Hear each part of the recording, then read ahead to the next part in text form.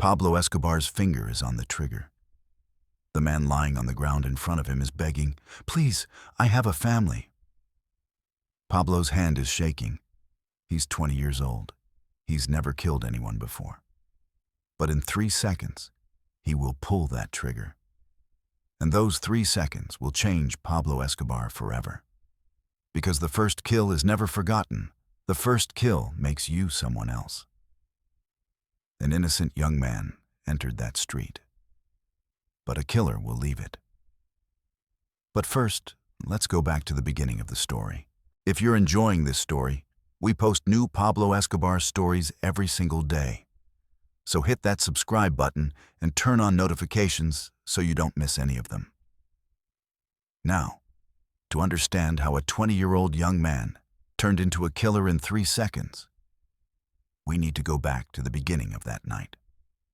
1971, Medellin, 11:30 p.m. Pablo Escobar and his cousin Gustavo Gaviria are on the streets for a job, a simple job. Steal a businessman's car. The car is luxury, expensive. If they sell it, they'll make good money. Pablo and Gustavo are thieves, but they're not dangerous yet.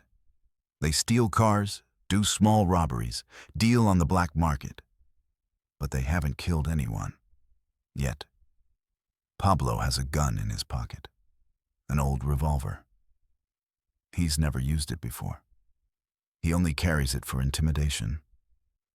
But tonight, everything will change. The car is parked on a street, dark, quiet, perfect. Pablo and Gustavo are approaching. Pablo tries to open the door. Gustavo watches the surroundings. "Hurry up," Gustavo says. "Someone might see." Pablo opens the door, gets inside, hot wires the ignition, the engine starts. "Okay," Pablo says. "Let's go." But right then, a voice comes from the back seat. "What are you doing?" Pablo freezes, turns around. There's a man in the back seat, middle-aged, wearing a suit. "The car's owner, damn it," Gustavo says. "There's someone in the car." The man is panicking. "Who are you? Get out of my car." Pablo pulls his gun, points it at the man. "Don't move. Get out of the car." The man gets out of the car with his hands up. Pablo and Gustavo get out too. Now the three of them are on the street, in the darkness, face to face. "Please," the man says. "Take the car. Just let me go." Pablo nods. "Okay. Lie on the ground. Nothing will happen." The man lies on the ground, hands behind his head. Pablo is about to get in the car, but the man makes a mistake. He takes out his phone from his pocket. "What are you doing?" Pablo shouts. "I'm calling the police," the man says. "I'll have you arrested." Gustavo panics. "Pablo, we need to leave now." But Pablo freezes. Looking at the man is dialing. "Put down the phone," Pablo says, his voice cold. "No," the man says. "You're criminals. I'm calling the police." Pablo raises the gun, points it at the man. "Last time I'm saying it. Put down the phone." The man stops, looks at Pablo, looks at the gun. Then he says this: "You can't shoot me. You're just a kid." And those words trigger something inside Pablo. A kid? No. Pablo isn't a kid. Pablo is powerful. Pablo is someone to be feared. "Pablo," Gustavo says, "let's go. Right now. Leave him." But Pablo isn't listening. He walks toward the man, gun still in hand. The man puts the phone to his ear.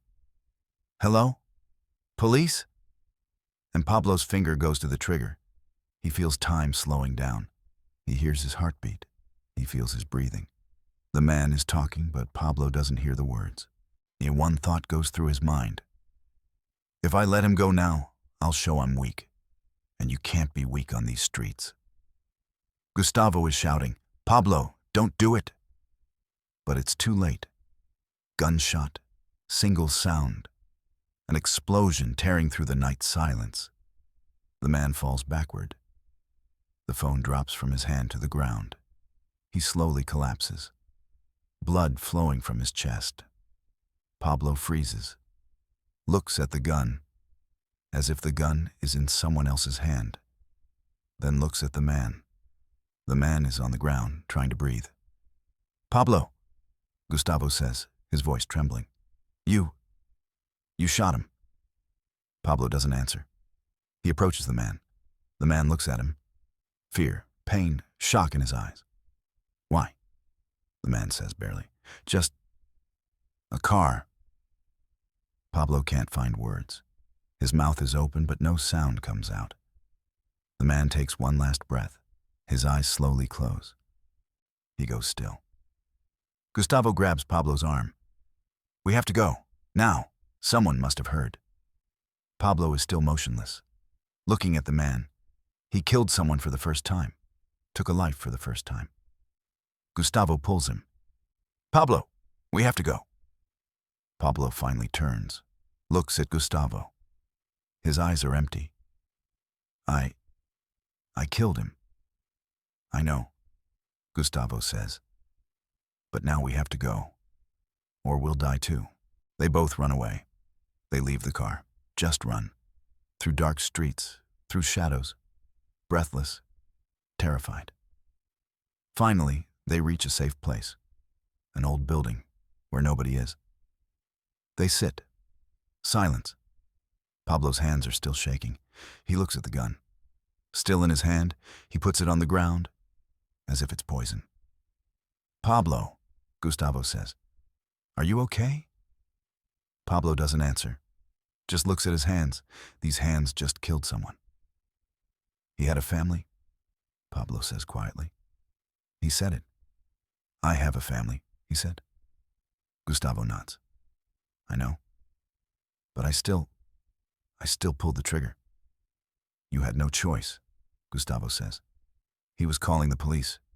He was going to get us arrested." Pablo shakes his head. But a voice inside him says, "There was a choice. I could have run. I could have dropped the gun. But I didn't." That night, Pablo didn't go home. He stayed at Gustavo's place. Couldn't sleep. Every time he closed his eyes, he saw the man, lying on the ground, his gaze fading, taking his last breath. In the morning, Pablo looked in the mirror and saw someone different. The face was the same, but the eyes had changed. Innocence was gone. Something else was there instead. Coldness, determination. Gustavo made coffee. They both sat without talking. "Does this feeling go away?" Pablo asked. Gustavo shrugged. "I don't know. I've never experienced it." Pablo drank his coffee. It was bitter, but he didn't care. "Will I do it again?" he asked. Gustavo looked at him. "What do you mean?" "Killing. Will I do it again?" Gustavo paused. "I don't know, Pablo. But if you stay in this life, you probably will." Pablo nodded. And at that moment, he made a decision. If he does it again, this time he won't hear. This time he won't feel. Because feeling hurt. And the only way to avoid pain was to become numb. Pablo Escobar died that night. Someone else took his place. Someone harder, colder, more dangerous. The first kill is never forgotten. The first kill takes a piece of your soul. And that piece never comes back. In the following years, Pablo killed hundreds of people, maybe thousands. But none were as hard as the first. Because the first kill is when you cross the line. And once you cross it, there's no going back. Pablo Escobar's first kill lasted 3 seconds. 1 trigger, 1 bullet, 1 life. But those 3 seconds changed Pablo forever. Because the first kill kills you more than the person you killed.